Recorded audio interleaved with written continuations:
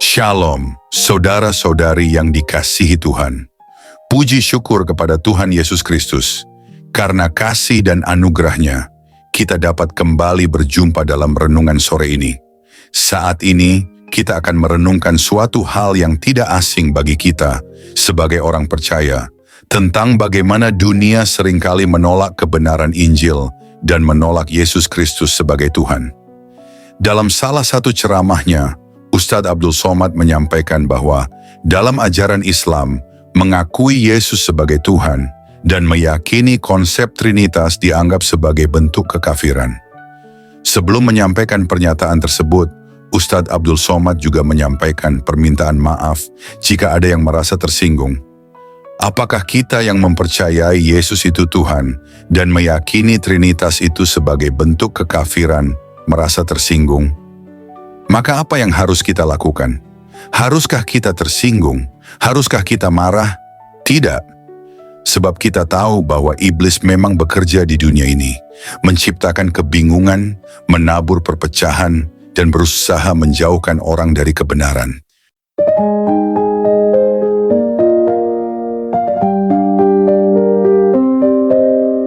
Saudara-saudaraku dalam Kristus, sekali lagi dunia menentang kita.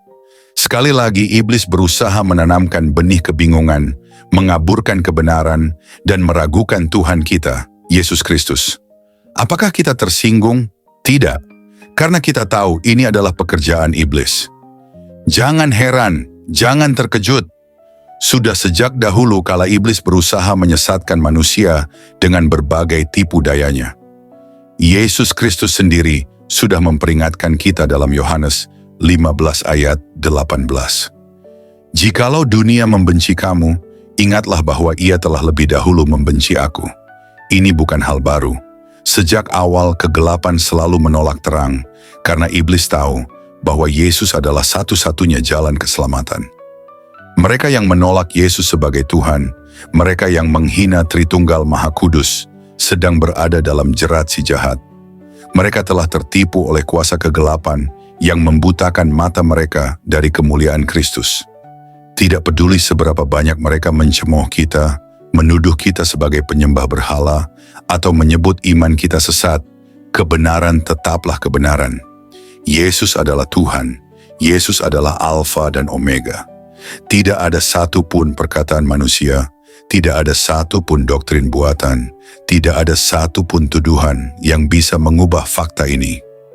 Iblis boleh merasuki hati mereka, membuat mereka menolak kasih Tuhan, tetapi kita tahu bahwa pada akhirnya setiap lutut akan bertekuk dan setiap lidah akan mengaku bahwa Yesus Kristus adalah Tuhan.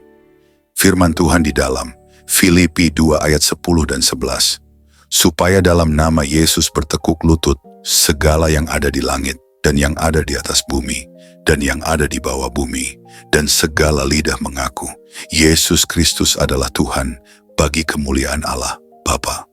Saudara-saudaraku yang dikasihi Tuhan, maka apa yang harus kita lakukan terhadap pernyataan Ustadz Abdul Somad yang mengatakan bahwa mengakui Yesus sebagai Tuhan dan meyakini konsep Trinitas adalah bentuk kekafiran?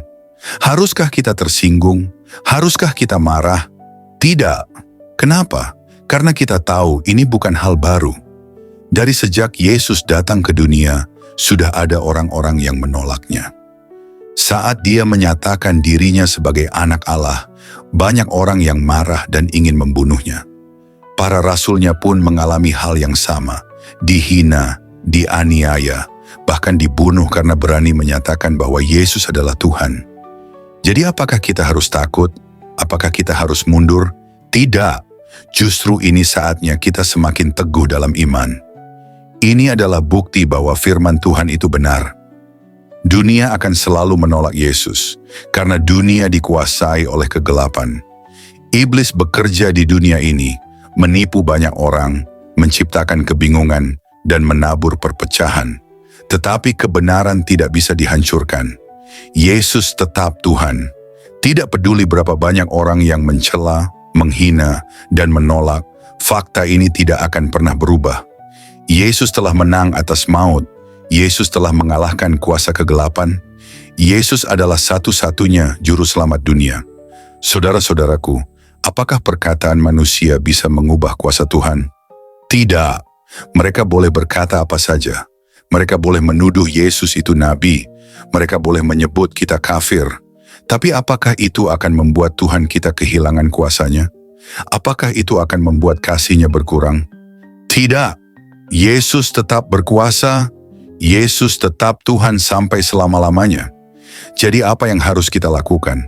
Apakah kita harus melawan dengan kebencian? Tidak. Tapi kita juga tidak boleh diam. Ini adalah saatnya kita semakin kuat dalam iman. Ini adalah saatnya kita semakin tekun dalam doa. Ini adalah saatnya kita semakin berani memberitakan Injil. Dunia boleh menolak Yesus, tapi kita tahu siapa yang kita sembah. Kita tahu kepada siapa kita percaya. Mereka boleh menolak sekarang, tetapi akan datang waktunya di mana setiap lutut akan bertekuk dan setiap lidah akan mengaku bahwa Yesus Kristus adalah Tuhan. Jadi tetaplah berdiri teguh, jangan menyerah, jangan gentar. Kita adalah anak-anak terang, kita adalah umat pilihan Tuhan. Yesus Kristus adalah Tuhan, dulu, sekarang, dan sampai selama-lamanya. Haleluya. Amin.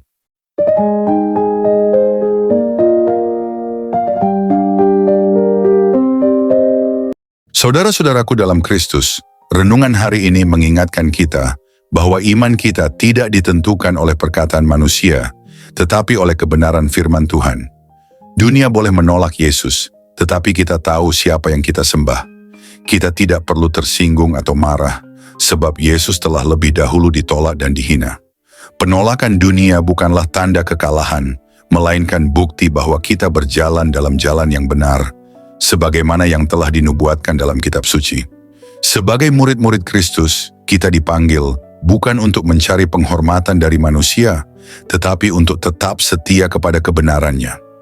Dalam setiap tantangan dan cobaan, iman kita diuji, tetapi justru dalam ujian itulah kita semakin dikuatkan. Kita harus tetap teguh dan berani bersaksi, menyatakan kasih dan kebenaran Kristus dengan penuh keyakinan, tanpa takut terhadap penolakan dunia. Sebab seperti yang dikatakan dalam Yohanes 16 ayat 33, Yesus telah mengingatkan kita, dalam dunia kamu menderita penganiayaan, tetapi kuatkanlah hatimu, aku telah mengalahkan dunia. Oleh karena itu, jangan biarkan dunia menggoyahkan iman kita. Jangan takut terhadap hinaan atau penolakan, sebab kemuliaan sejati bukan berasal dari manusia, melainkan dari Tuhan sendiri. Kita dipanggil untuk menjadi terang dan garam dunia, membawa harapan bagi mereka yang masih hidup dalam kegelapan. Dalam kasih dan kesabaran, marilah kita terus menyatakan Injil dengan segala kerendahan hati, namun juga dengan keberanian yang berasal dari Tuhan. Biarlah semua ini semakin menguatkan kita untuk tetap setia, semakin berani bersaksi, dan semakin teguh dalam pengharapan. Jangan gentar, jangan goyah, karena Yesus telah menang dan kita pun telah diberikan kemenangan di dalamnya. Dalam setiap langkah kehidupan, marilah kita selalu mengingat bahwa pengharapan kita tidak sia-sia. Tuhan telah menyediakan mahkota kehidupan bagi setiap orang yang tetap setia sampai akhir. Teruslah berjalan dalam terang kebenaran, tetaplah berpegang teguh pada iman, dan jangan pernah lelah menyatakan kasih Kristus kepada dunia. Sampai pada waktunya, setiap lutut akan bertelut dan setiap lidah akan mengaku, Yesus Kristus adalah Tuhan. Itulah janji Tuhan yang pasti akan digenapi, dan itulah pengharapan yang harus kita pegang erat dalam kehidupan ini. Mari kita terus semangat dalam iman, saling menguatkan satu sama lain, dan tetap bersandar pada Tuhan dalam setiap keadaan. Kiranya kasih dan damai sejahteranya senantiasa menyertai kita semua. Tuhan Yesus memberkati.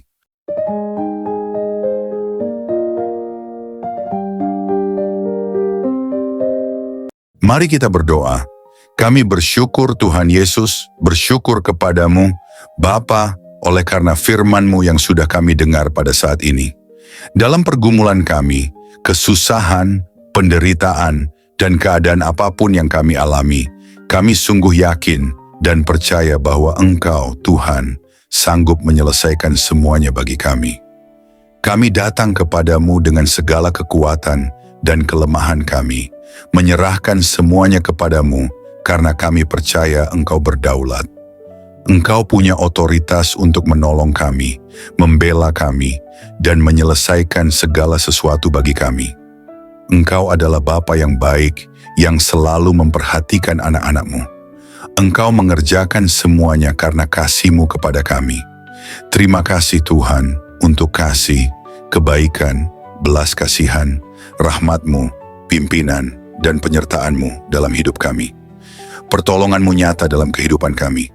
Kami bersyukur Tuhan, berkati kami sepanjang hari ini dalam segala aktivitas kami, studi, pekerjaan, usaha, pelayanan, dan segala hal yang kami lakukan.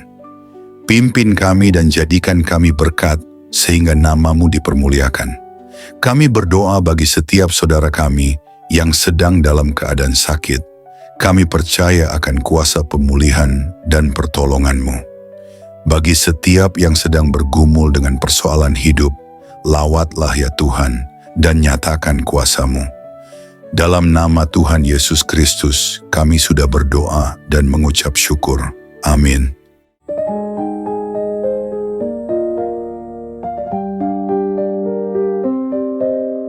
Puji Tuhan, saudara yang dikasihi oleh Tuhan, saya percaya bahwa firman Tuhan selalu menjadi berkat, kekuatan, dan penghiburan bagi setiap kita. Dalam setiap perjalanan hidup, kita mungkin menghadapi berbagai tantangan, pergumulan, dan ujian, tetapi firman Tuhan selalu memberikan jawaban, pengharapan, dan kekuatan yang baru. Roh Kudus yang telah diberikan kepada kita akan selalu menolong dan membimbing kita untuk semakin memahami kebenaran firman Tuhan. Dia akan menerangi hati dan pikiran kita agar kita dapat hidup sesuai dengan kehendak-Nya, berjalan dalam terang-Nya, dan mengalami kehidupan yang penuh dengan kasih karunia serta kemenangan di dalam Yesus Kristus. Jangan pernah takut atau khawatir, sebab Tuhan selalu beserta kita. Dia yang memegang kendali atas segala sesuatu, dan janjinya adalah ya dan amin. Percayalah bahwa setiap langkah hidup kita telah dirancang untuk membawa kita kepada rencananya yang indah.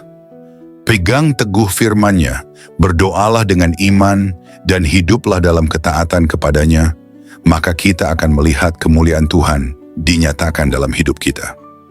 Tuhan Yesus memberkati saudara semua. Teruslah bertumbuh dalam iman, kasih, dan pengharapan di dalam Kristus. Sampai jumpa dalam renungan berikutnya, kiranya damai sejahtera Tuhan senantiasa menyertai kita semua.